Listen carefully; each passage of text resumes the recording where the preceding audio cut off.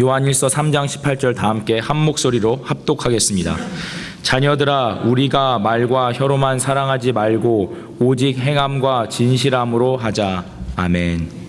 오늘 이 말씀을 가지고 담임 목사님께서 행동하는 신앙이라는 제목으로 말씀 전해 주시겠습니다.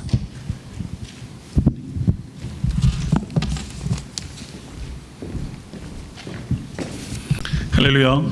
네, 한 점 평안하셨습니까? 우리 전우자로 돌아보시면서 성령 충만하십시오. 이렇게 좀 인사 나누시면 좋겠어요. 성령 충만하십시오. 근데 그렇게 힘없이 인사하셔. 성령 충만하시겠어요? 네.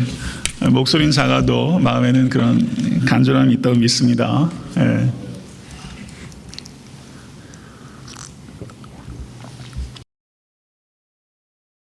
지난주 일부 예배 때 마태복음 25장 35절 40절의 말씀을 가지고 지극히 작은 자에 대한 행동이란 그 제목으로 설교 말씀을 전했습니다. 그리고 2부 예배 시에는 그 아틀란타에 방문하신 교단 어른 목사님 오셔서 말씀 증거해 주셨어요. 근데 1부 예배 설교의 주제와 그 내용이 2부에 예배 드리신 성도님들께도 꼭 전해야 되겠다는 개인적인 생각이 들었고, 또 성도님들 가운데서도 그런 말씀을 몇 분이 저에게 피력해 주셨습니다. 그래서 오늘 2부 때는 지난주에 1부 때 설교했던 내용들을 아마 설교하는 와중에 조금 내용이 첨삭되리라 생각이 되지만 큰 줄기는 그대로 제가 설교할 것입니다. 그래서 오늘 1부 예배 설교를 어떻게 해야 되느냐 좀 고심이 되더라고요. 잠깐 쉬어갈까 이런 생각도 들었는데요. 설교가 그렇게 되는 게 아니더라고요. 여전히 똑같이 많이 생각하고 또 고심하고 기도하는 가운데 말씀 준비했습니다. 전혀 다른 주제를 전하는 것보다는 행동하는 신앙이라는 동일한 그 주제 연장선상에서 오늘 말씀을 증거하고자 합니다. 행동하는 신앙, 말하기는 참 쉬운데 쉽지 않습니다. 어떻게 행동해야 되는가 하는 문제까지 생각이 미치게 되면 더 간단하지 않은 문제라는 것을 알 수 있습니다. 많은 현대 기독교인들의 문제는 예수님께서 하셨던 행동을 하지 않으면서 예수 사랑해요 라고 낯간지러운 찬송을 많이 한다는 데 있습니다. 예수님의 행동을 따르지 않으면서 예수님께 예배하는 것을 좋아합니다. 이러한 위선과 모순에 직면하지 않은 성도는 한 사람도 없다고 생각합니다. 모쪼록 오늘 이 말씀을 통하여 우리의 행동과 우리의 예배 사이에 있는 그 갭을 줄일 수 있는 그런 결단과 실천의 시간이 되기를 주님을 간절히 축원합니다. 사도 요한께서는 요한일서 3장 18절에 자녀들아 우리가 말과 혀로만 사랑하지 말고 오직 행함과 진실함으로 하자라고 말씀하셨습니다. 이 말씀에 대해서 모르는 기독교인들은 아마 없을 것이라고 생각됩니다. 자녀들아 라고 말하고 있는 것을 볼 때 중생한 성도들의 가장 두드러진 특징 가운데 하나는 중생한 성도들의 삶 가운데 나타날 수밖에 없는 열매는 단연코 사랑이라고 할 수 있는 것입니다. 사도 바울께서는 갈라디아서 5장에서 성령의 9가지 열매 중에 첫 번째 열매로 사랑을 언급하시기도 하셨습니다. 요한일서 3장 18절의 말씀은 중생한 성도의 두드러진 특징은 단연코 사랑인데 그 사랑은 행함으로 그 진정성이 입증된다라는 것을 말씀하신 것입니다. 좀 더 간결하게 말씀드리면 거듭남의 핵심은 나눔이라고 할 수 있습니다. 만약에 거듭났다고 생각하고 말하면서 나눔이 전혀 없는 삶을 살아가고 있다면 그것은 매우 빈곤한 거듭남이라고 할 수 있습니다. 저를 한번 따라 하시죠. 거듭남의 핵심은 나눔입니다. 아멘. 아멘은 안 따라 하셔도 되는데요. 정말 이 사실 믿으실 수 있기를 간절히 바랍니다. 거듭남의 핵심은 나눔이에요. 그것도 후한 나눔이 되실 수 있게 되길 주님을 간절히 축원합니다. 마하트마 간디에게 종종 사람들이 그런 질문을 했던 것 같아요. 혹시 선생님 크리스천이십니까? 그랬더니 간디가 뭐라고 말했냐면 가난한 사람에게 가서 물어보십시오. 그러면 그들이 진짜 크리스천이 누구인지 이야기해 줄 것입니다. 의미 있는 말이 아닐 수 없습니다. 성도 여러분, 여러분과 저의 주변에도 분명히 가난한 사람들이 적지 않아요. 그들에게 가서 누가 진짜 크리스찬이십니까? 라고 묻는다면 여러분을 그들이 호명하겠습니까? 호명하지 않겠습니까? 간디가 한 말을 그대로 적용한다면 그렇게 이야기할 수 있을 거예요. 여러분 주변에 가난한 자들에게 성도님은 어떤 존재입니까? 2009년도에 세상을 떠난 서강대 영문학과 교수였던 김영희 씨라는 분이 장영희 씨라는 교수가 있었어요. 이분은 1살 때 소아마비로 1급 장애인 판정을 받았고 평생 절뚝거리며 살았던 사람이에요. 육신은 절뚝거리며 살았지만 그의 영혼과 마음은 바르고 온전하게 걸으려고 온 힘을 다하며 살았던 눈물겨운 인생을 걸어왔던 사람이에요. 제 개인적으로는 그분의 수필을 읽는 것을 좋아했고 신문에 종종 등장하는 기고문을 읽는 것을 즐겼습니다. 그 장영희 교수가 보는 세상 읽기 그리고 그분이 쓰시는 그 따뜻한 정감이 넘치는 글은 아직도 종종 그리울 지경입니다. 그런데 이 장영희 교수가 어떤 한 신문에 게고한 글에 이런 한 너무나 안타까운 애처로운 한 인간의 삶이 소개되어 있었어요. 그 내용을 제가 간결하게 말씀드리죠. 57세의 남자가 있었습니다. 서울 노원구 중계동 어느 병원에서 여인의 핸드백을 빼앗은 후 달아나고 있었는데 여러 사람의 손에 붙잡혀서 그만 정신없이 도망가다 옷을 다 벗고서 하수관으로 도망친 사내였습니다. 그런데 하수관 안으로 들어갔는데 거기에서 길을 잃고 차가운 구정물에 몸이 다 젖으면서 무려 5시간 동안 거기에서 오들오들 떨다가 하수관 검사 로봇까지 동원된 끝에 경찰에 잡혀서 연행된 사람이었습니다. 이 사내는 심각한 저체온증으로 몸을 심하게 떨면서도 마지막까지 자기가 훔친 핸드백을 품에서 놓지 않을 정도로 집착을 보였다는 것입니다. 이 남자의 사연은 이렇습니다. 이 남자는 꽤 잘 나가던 중소기업을 운영하고 있던 사람인데 IMF 때 파산하고 집도 공장도 다 잃어버렸다고 합니다. 그의 인생이 눈 깜짝할 사이에 나락으로 떨어지게 된 것이죠. 자연스럽게 주변의 친구와 친척도 멀어지게 되었습니다. 그래서 노모와 그리고 아내와 함께 지하 제방에서 살고 있었습니다. 이 사람은 사업이 잘 될 때는 가난한 사람들은 다 가난한 이유가 있다라고 생각했던 사람이었다고 합니다. 가난한 사람들은 게을러서 지혜롭지 못해서 혹은 지나친 욕심을 부리기 때문에 열심히 노력하면 가난해질 이유가 없지라고 생각했던 사람이었다는 것입니다. 그런데 막상 자기가 외환위기로 모든 사업이 다 망한 다음에 가난해지는 이유가 단지 그와 같은 이유 때문에 가난해지는 것은 아니라는 것을 깨닫게 되었다는 것이죠. 이 사람은 무자비하게 돌아가는 사회 톱니바퀴에 압사당한 사람이었던 것입니다.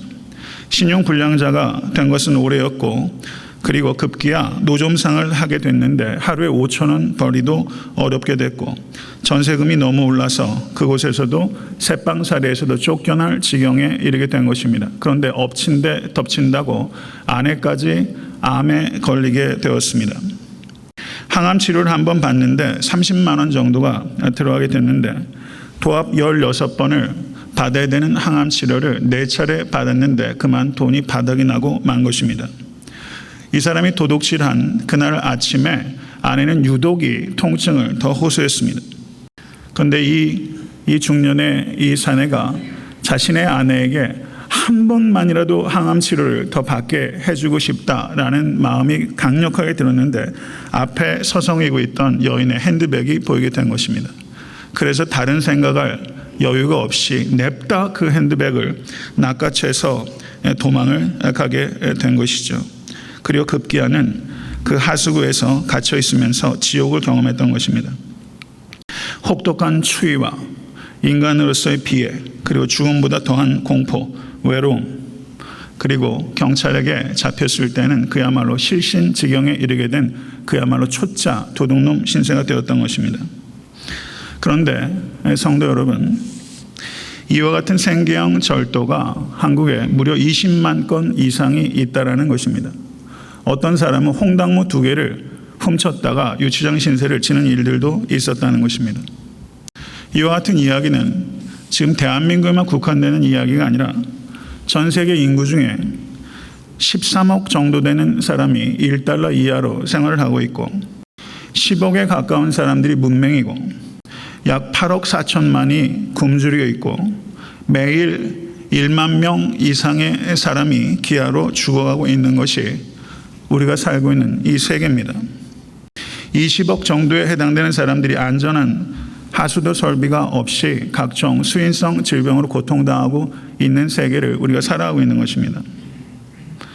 전 세계가 불경기에 시달리고 있고 국가가 국가 간의 경제적인 불평등이 심화되고 있고 국가 내에서도 이제 극도로 부유한 사람들과 빈곤층들이 전에 없이 양분되고 있는, 그래서 중산층이 극도로 왜소화되고 있는 양극화의 현상이 극단적으로 벌어지고 있는 시대를 우리가 살고 있습니다.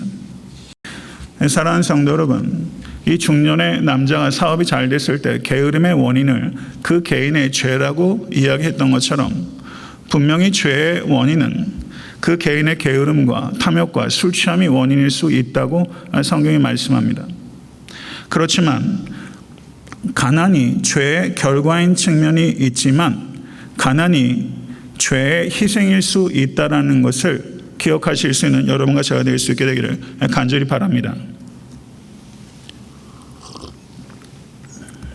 가난에 찌들어서 배고픈 사람이 있으면 그 사람에게 물고기를 주는 사람이 있어요. 가난한 사람에게 물고기 주어보신 적 있으십니까? 그런데 그거보다 한 걸음 더 나아가게 되면 가난한 자에게 뭘 가르쳐주죠? 물고기 잡는 법을 가르쳐줘요. 우린 항상 이 두 가지 선택지만 받았어요. 물고기를 주는 것과 물고기 잡는 법을 가르쳐주는 것. 분명히 후자가 가난한 사람들을 좀 더 오랜 기간 동안 유익을 줄 수 있는 방법입니다. 그런데 우리가 생각을 조금 더 밀어붙이게 되면 제3의 선택지가 있다는 것을 우리가 보게 됩니다.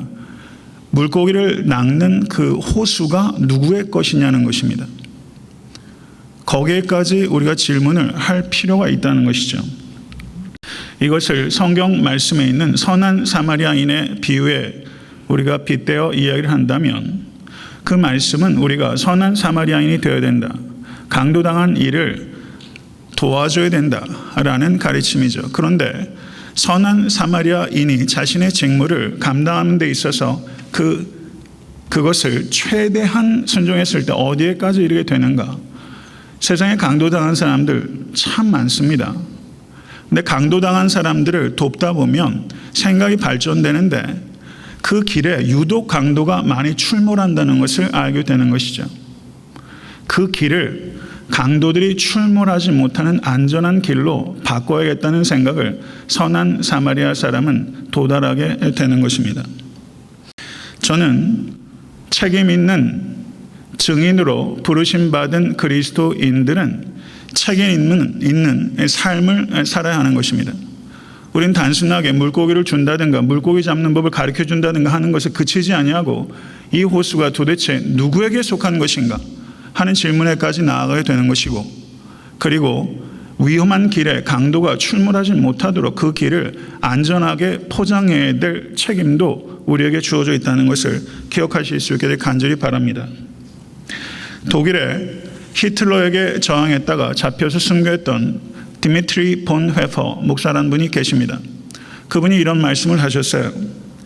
바퀴에 짓밟힌 사람들의 상처만 싸매줄 것이 아니라 바퀴 자체를 멈추려고 시도해야 합니다 라는 말을 했어요. 이것은 매우 중요한 말입니다. 우리가 바퀴에 나자빠지는 사람들만 고치는 데 집중할 것이 아니라 사람을 상해하는 그 바퀴 자체를 멈추는 시도를 감행하는 그런 교회가 되어야 됩니다. 저는 복음주의 진영에서 이와 같은 사람을 짓밟는 바퀴를 막으려는 의미 있는 시도를 한 것이 1974년에 스위스 로잔에서 있었던 로잔 언약입니다. 그 이후로 2차례 더 있었습니다. 그런데 1차 로잔 언약에서 그때 제9장에 이런 선언이 있습니다. 우리 모두는 수많은 사람들이 빈곤으로 인해서 고통당하는 일에 충격을 받고 있으며 그 가난을 일으킨 불의에 대해서 혼란스럽습니다. 부유한 환경에서 사는 우리는 구제와 복음 전도에 더욱 기여하기 위하여 단순한 삶을 살아야 할 의무가 있음을 받아들입니다. 이것이 1974년이에요. 사랑하는 성도 여러분, 중생하셨습니까? 언제 하셨습니까? 만약에 정말 중생하셨다면 중생한 이후로 단순한 삶을 살아야 될 의무가 있음을 받아들이신 적이 있으십니까? 단순한 삶을 살려는 구체적인 실천을 해보신 적이 있으십니까? 우리는 왜 그렇게 예수님을 예배하면서 단순한 삶을 살아가신 예수님의 행동을 따르지 못하는 것일까요?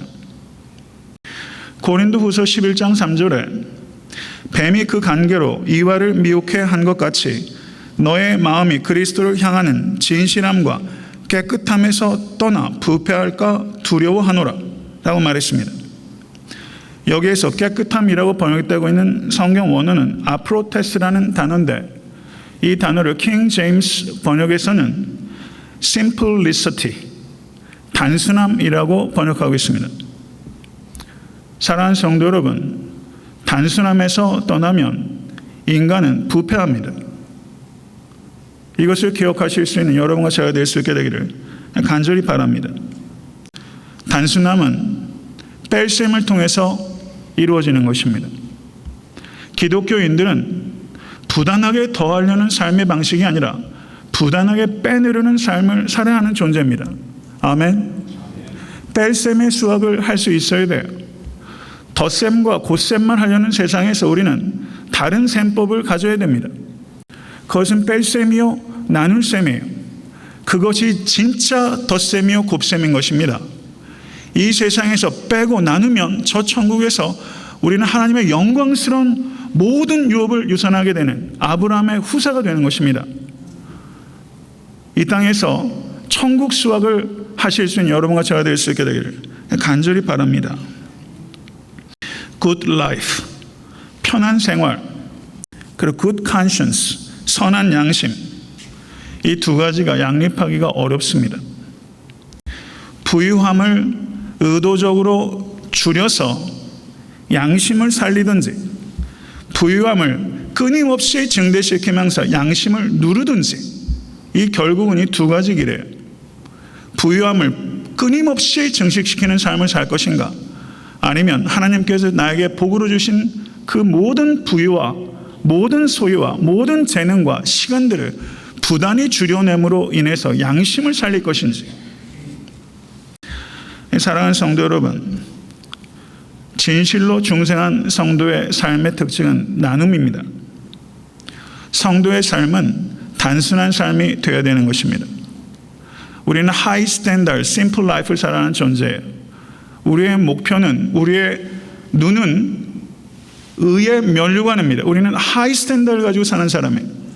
그렇지만 우리의 삶은 심플 라이프, 단순해져야 됩니다. 사랑하는 성도 여러분, 밖에서 전도를 해보면요, 전도가 참 안 돼요.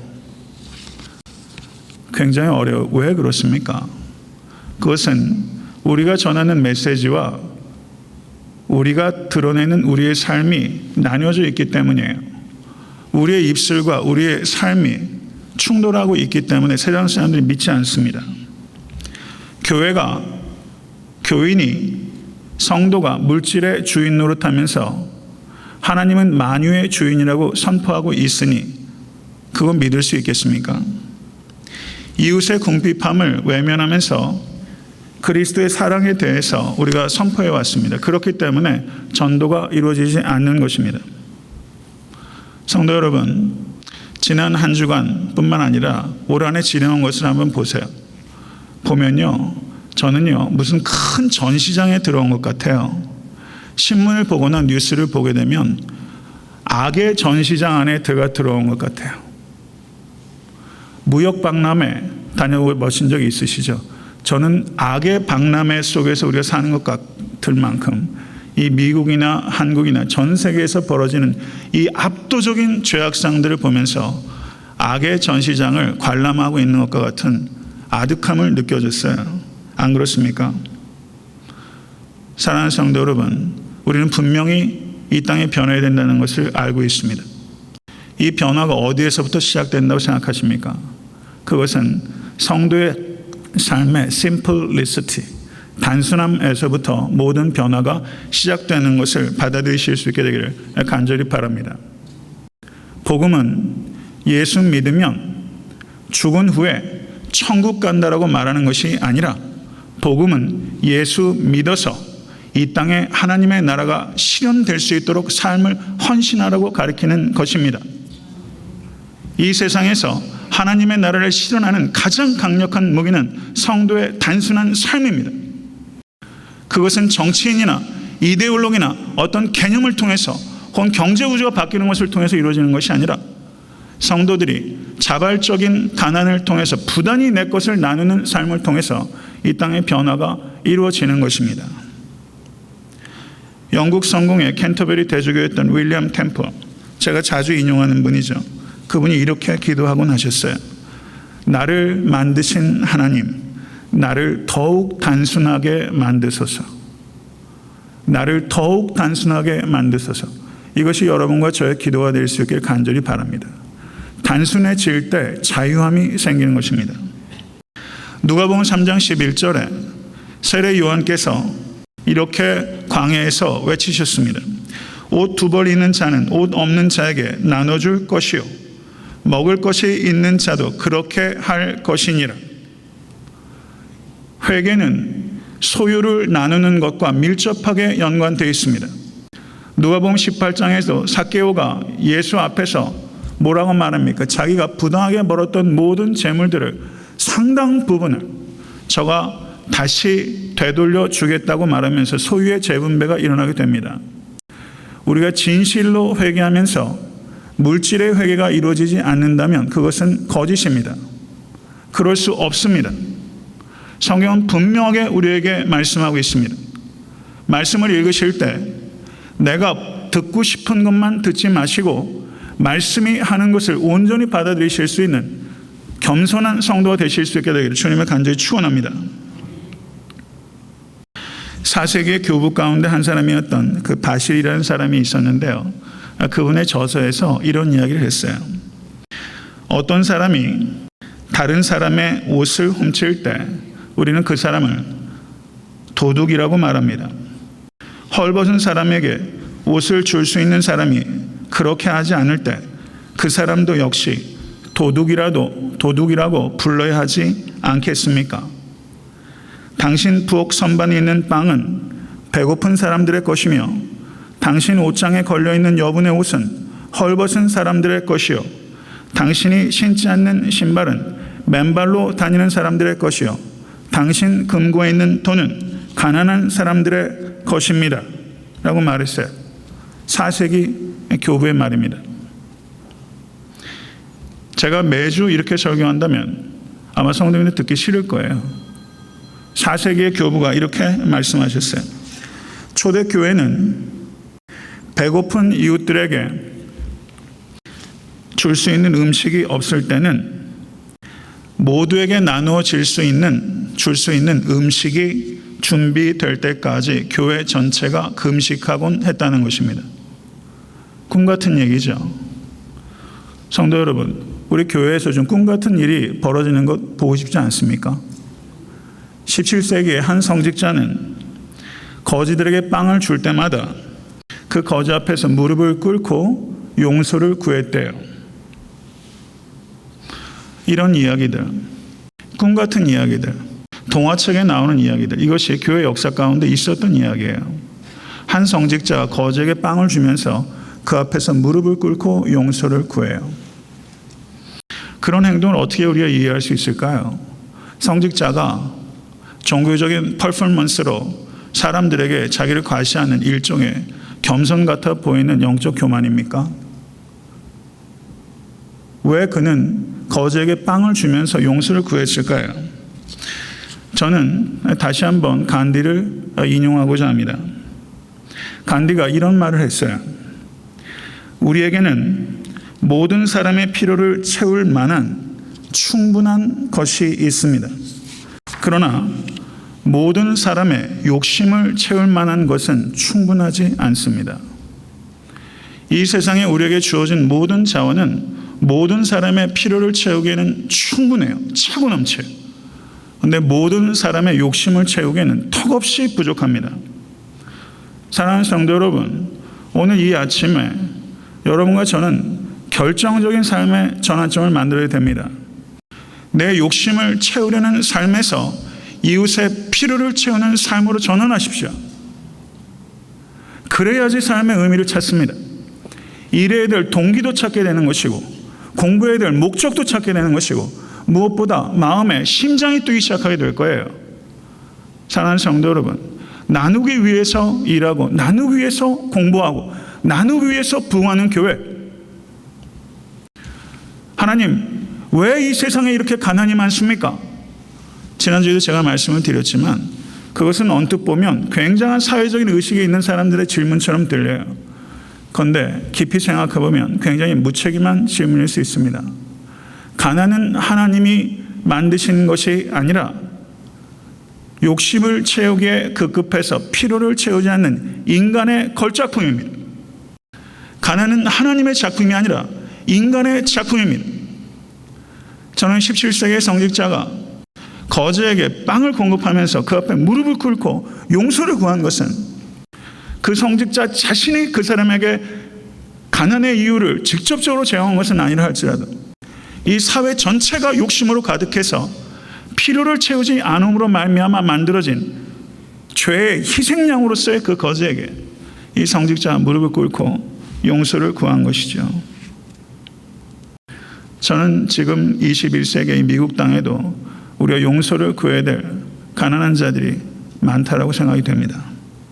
한 번도 배움의 기회도, 제대로 된 배움의 기회도 가져보지 못한 사람, 한 번도 배부르게 먹어볼 기회를 가져본 적 없는 사람, 한 번도 좋은 클래식 음악 선율에 몸을 맡겨보면서 쉴 여유조차 가져본 적이 없는 사람, 한 번도 예술과 문학과 역사에 대해서 얘기해 볼 만한 교양을 가져볼 여력을 가져본 적이 없는 사람, 그런 사람 많습니다.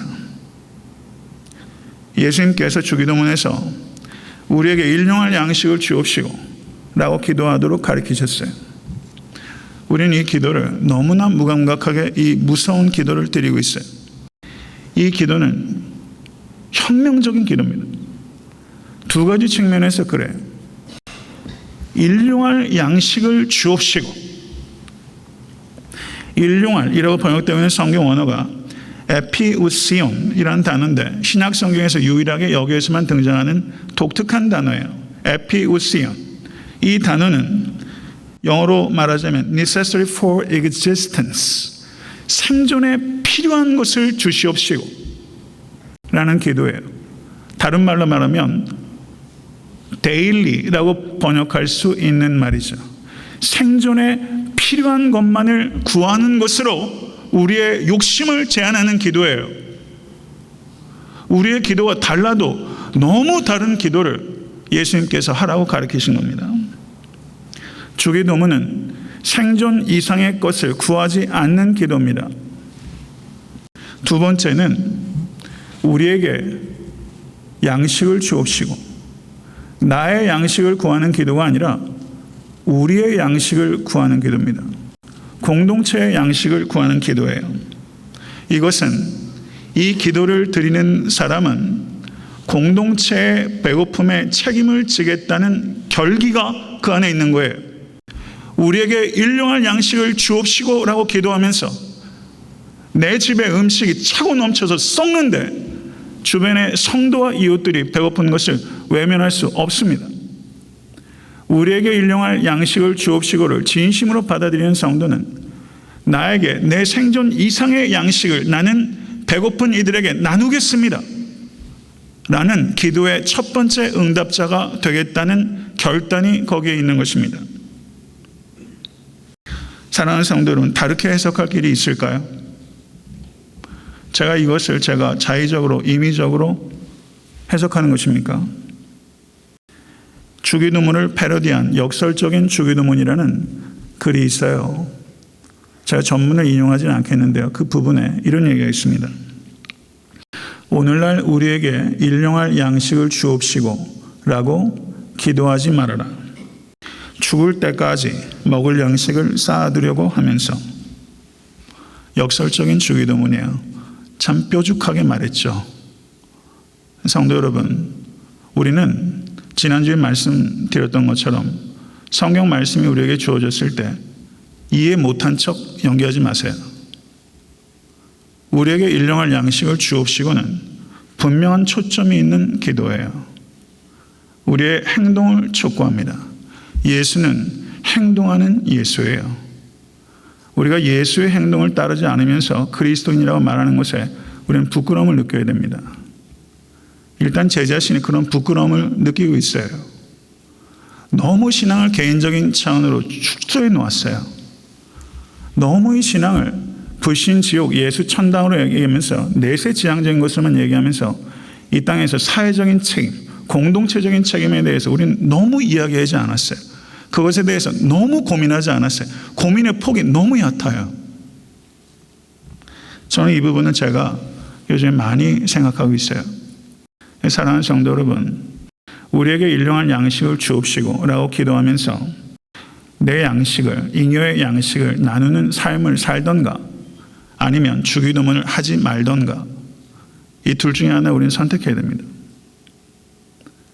이 둘 중에 하나를 선택하라고 주님께서 우리를 밀어붙이고 계신 거예요. 우리는 불편함을 좀 느껴야 됩니다.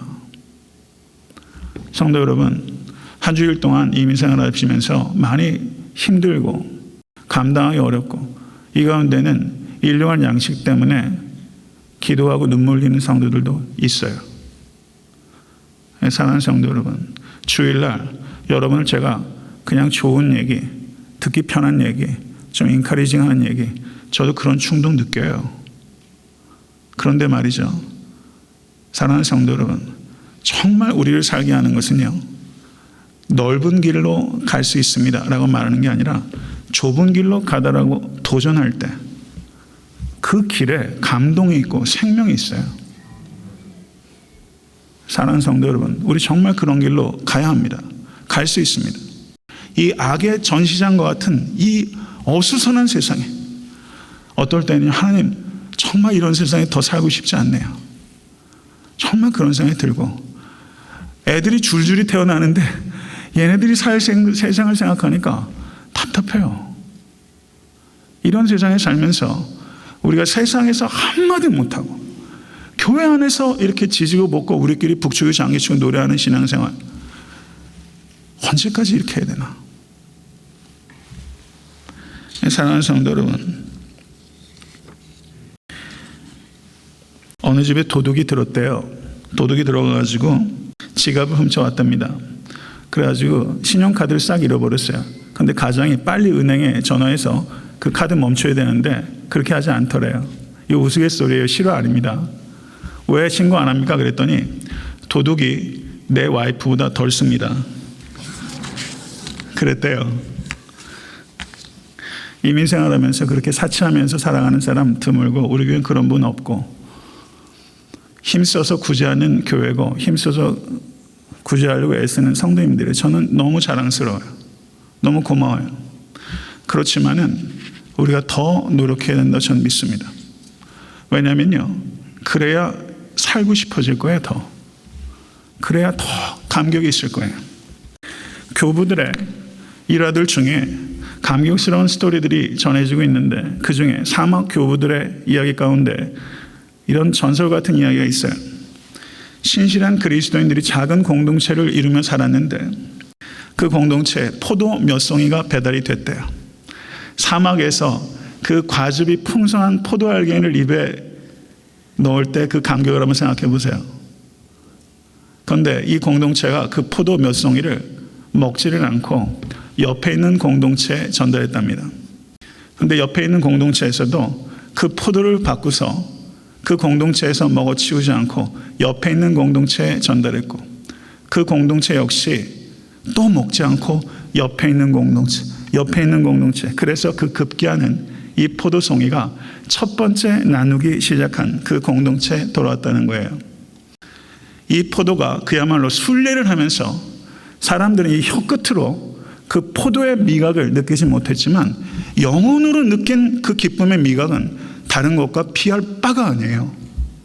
사랑하는 성도 여러분, 인생 좀 만나게 살고 싶지 않으세요? 멋있고 만나게 인생 살아야 되는데 그 영혼의 미각을 자극하는 진정한 기쁨은 나눔에 있어요. 말과 혀로만 사랑하는 데 있지 않고 행함과 진실함에 있는 것이고 엔 에르곤 카이 알레세야, 거기에서 진실함이라는 것이 실제는 truth입니다. In work, deed, or truth and truth 이런 말인데 그것을 의역하자면요, 우리가 증거하는 알레세야, 예수 그리스도는 에고 에이미 헤 알레세야, 예수는 진리입니다. 예수께서 진리이심이라는 그 사실이 어떻게 입증이 되는가? 우리의 행위를 통해서, 행동을 통해서 입증이 되는 거예요. 사랑하는 성도 여러분, 땡스기빙이 이제 또 가까워오죠. 땡스기빙 때 되면 세일을 엄청 하잖아요. 그러면 매년 한 번씩은 꼭 월마트나 이런데 사람들이 막 기다렸다가 확 달려 들어가지고 사람이 죽어요. 그런 기사 종종 보죠. 사람이 죽어요. 저는 그게 우리의 삶을 그냥 고스란히 축소해 놨다고 생각돼요. 세월호, 지금 곳곳에서 벌어지는 테러, 이 전쟁들, 저는 그게 낯설지 않아요. 바로 내 삶의 주변에서 일어나는 풍경이 그저 다른 형태로 드러나는 것이 전 낯설지 않아요. 우리는 악에 너무 익숙해졌어요. 월마트에서 사람을 짓밟고 죽여요. 포도송이 몇 송이를 계속 나눠요. 우리의 인생을 포도송이를 나누는 그런 공동체로 만들 것인가? 아니면 월마트에서 고작 있어도 그만 없어도 그만한 것을 쟁취하기 위해서 사람 밟으며 살 것인가? 이런 말이 있습니다. 절 따라하십시오. 삶에서 최고의 것으로 할 수 있는 최선의 것은 나누는 것이다. 최고의 것으로 할 수 있는 최선의 것은 나누는 것이다. 포도 내 사막에 전달된 포도 몇 송이 최고의 것이에요. 최고의 것이에요. 최고의 것으로 할 수 있는 최선의 것은 그것을 내 입에 털어놓는 게 아니라 그걸 나누는 거예요. 최고의 것으로 할 수 있는 최선의 것은 나누는 것이다. 이게 성경에서 가리키는 바이고 기독교 역사에서 우리의 자랑스러운 믿음의 선진들이 실천했던 바입니다. 왜 요즘엔 안 될까요? 불가능한 것입니까? 사랑하는 성도 여러분, 탐심도 전염되기 때문에 월마트에 사람들이 폭주해서 달려들어가요. 그런데 나눔도 전염돼요. 옆에 있는 공동체에 하니까 또 옆에 있는 공동체로 나눠지죠. 사람은 이 양극단의 길을 걸어갈 수 있는 야릇한 존재입니다. 탐심을 가지고 폭주하면서 살아갈 것인가, 아니면 최고의 것을 나누는 최선의 삶을 살아갈 것인가, 이 두 가지 길에 우리는 항상 선택상에 놓입니다. 그 길은 결국 지옥같이 이 세상을 살 것인가, 아니면 이 세상에서도 천국과 같은 나눔을 실천하면서 살 것인가 하는 문제로 귀결되는 것이죠. 성도 여러분, 마약이 굉장히 심각한 문제고 지금 중고등학교 아이들도 마약이 많이 노출되잖아요. 그런데 마약 중독이 더 어렵습니까? 돈 중독이 더 어렵습니까? 어느 쪽이라고 생각하세요? 한번 대답해 보세요. 성적 관계에 중독되는 사람이 있어요. 그런데 그런 중독에 빠진 사람, 이번에 한국의 제주지검장, 참 입에 담기도 부끄러운 그런 일들이 있어요. 중독된 사람이죠. 그런데 그런데 중독된 것과 돈에 중독된 것, 어느 것이 더 파괴적으로 생각하세요? 어느 게 더 광범위합니까? 어떤 사회학자는 이 돈에 중독되는 것을 그 성적 관계보다 훨씬 어려운 제2의 섹스다 라고 말하는 사람도 있을 정도로 이 돈이라는 것은 정말 압도적인 정욕입니다. 사랑하는 성도 여러분, 예수님께서 마가복음 10장에 부자 청년 관원이 왔을 때 내가 가지고 있는 것을 다 팔아 가난한 자들에게 주라 했더니 이 부자 청년 관원이 근심하며 갔다라고 성경 기록하고 있습니다. 한번 이걸 재미있게 한번 생각해 보세요. 목회자가 성도님께 가진 거 다 팔아 이렇게 되면 어떻게 하겠어요? 가죠. 그러면 가는 뒤에다 대고 뭐라고 얘기하겠어요? 그럼 반만 바치시죠. 그러고서 또 가. 한 4분의 1만 바치시죠. 이런 일들이 교회 안에 없습니까? 예수님 굉장히 레디컬하게 말씀하시고 부자 청년이 갈 때 잡는 법이 없으셨어요. 예수님께서는 광야에서 오병의 기적을 행하셨을 때 사람이 예수를 떠났을 때 잡는 법이 없으셨어요. 심지어 베드로에게 너희도 가려느냐라고 말했어요.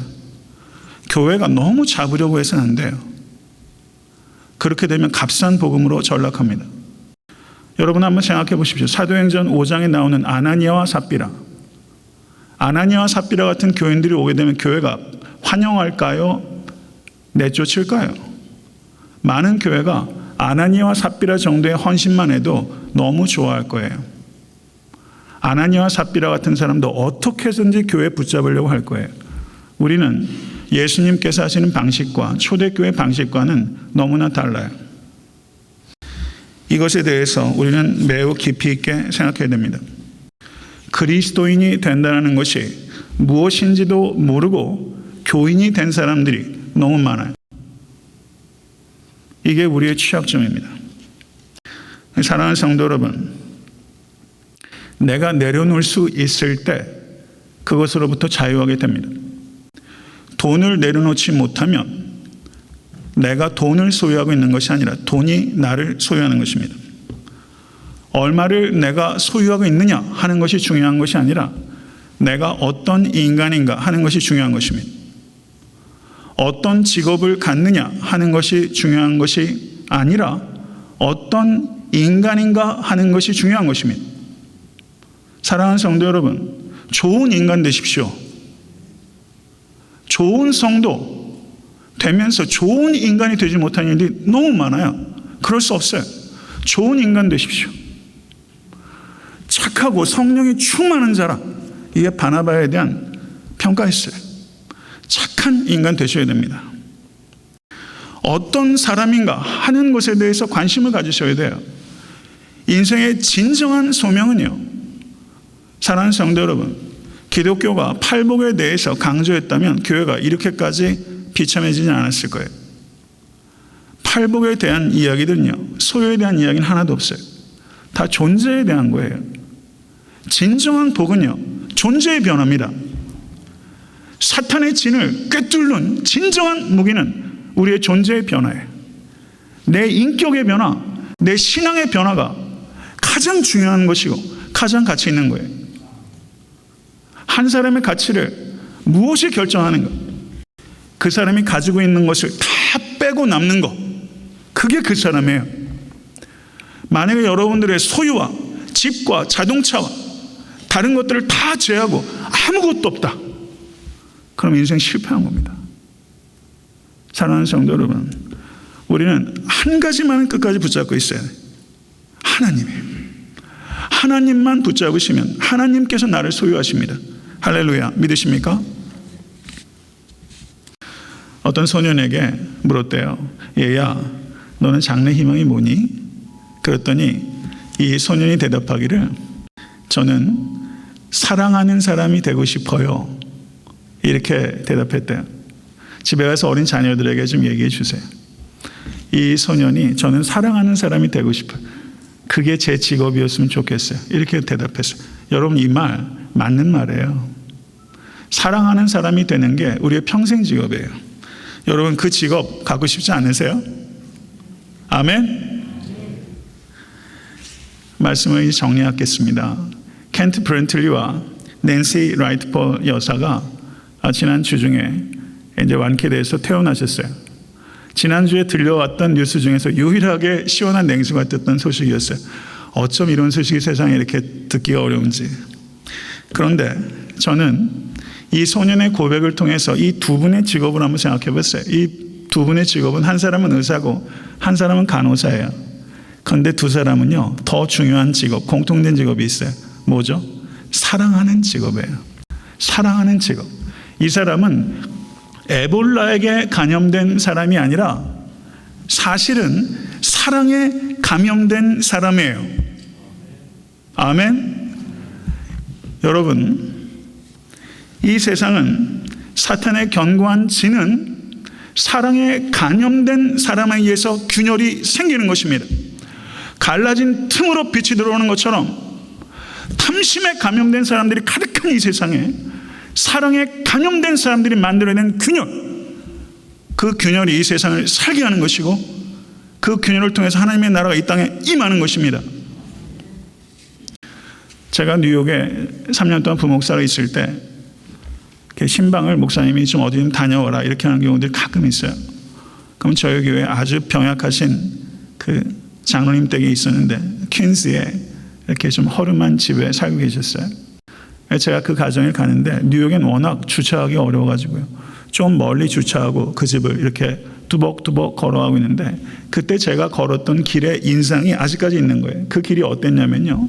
그 길이 두꺼운 시멘트가 깔려 있었는데 거기 아름드리 나무가 있어가지고 그 나무의 뿌리가 얼마나 그 생명력으로 이 콘크리트를 밀어내는지 조금 과장하면 콘크리트가 제 무릎팍까지 올라와 있는 거예요. 경탄스러웠어요. 유쾌했어요. 그때 그 생각들이 나는 거예요. 아, 이 두꺼운 콘크리트를 이 나무의 뿌리가 이 정도로 솟아오르게 할 만큼 이 생명의 힘이 대단하구나. 사랑하는 성도 여러분, 세상은요 탐심이란 콘크리트로 두껍게 덮여 있어요. 이 탐심이란 콘크리트를 들어오를 수 있는 힘은 나눔이라는 뿌리입니다. 사랑하는 성도 여러분, 이 세상은 분명히 변해야 됩니다. 이 세상이 어떻게 바뀝니까? 나눔을 통해서 바뀌어요. 어떤 나눔? 복음을 입으로 나눔을 통해서, 그리고 삶으로 사랑을 실천함으로 인해서 이 세상의 두꺼운 사탄의 견고한 치는 콘크리트가 균열되는 것처럼 균열될 것입니다. 이것을 믿으실 수 있는 여러분과 제가 될 수 있게 간절히 바랍니다. 우리는 작지만 정말 이 사실을 믿고 헌신할 때 우리를 통해서 일하시는 하나님의 능력은 작지 않습니다. 이것을 진심으로 믿는 성도 되십시오. 그래서 여러분과 저 그리고 애틀란타 섬기는 교회를 통해서 이 애틀란타에서 어떤 소동을 일으킬 것인지, 저는 항상 교회가 실천할 부분에 있어서 고심해 왔고 교회 리더들과 숙고하면서 나름대로 힘을 써왔지만 이제 좀 더 전향적으로 이 지역사회에서 우리가 어떻게 실천할 수 있을까 하는 것에 대해서 많이 생각해야 되겠다라는 부분들을 고심했어요. 사랑하는 성도 여러분, 행동하는 성도 되십시오. 그게 살 길입니다. 기도하겠습니다. 존귀하신 주님, 아버지 하나님, 우리가 그리스도의 학생인 적은 많았지만 아버지 하나님, 그리스도의 제자인 적은 너무나 적었던 것을 회개합니다. 성경을 배우는 것은 좋아했지만 성경대로 행동하는 것은 너무나 더뎠습니다.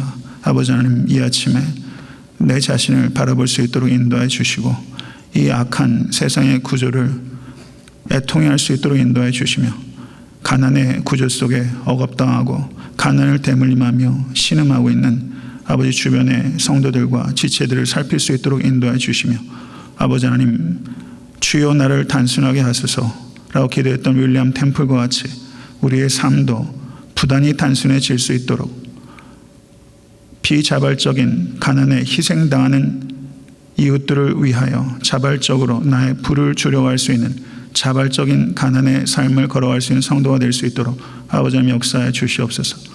애틀란타 섬기는 교회도 이 일을 위해서 구체적이고 지속적인 실천을 할 수 있도록 저희들에게 지혜를 주시고 이 일을 위하여 한마음 될 수 있도록 인도하여 주셔서 이 악한 세상에 균열을 일으키는 성도와 교회가 될 수 있도록 역사하여 주시옵소서.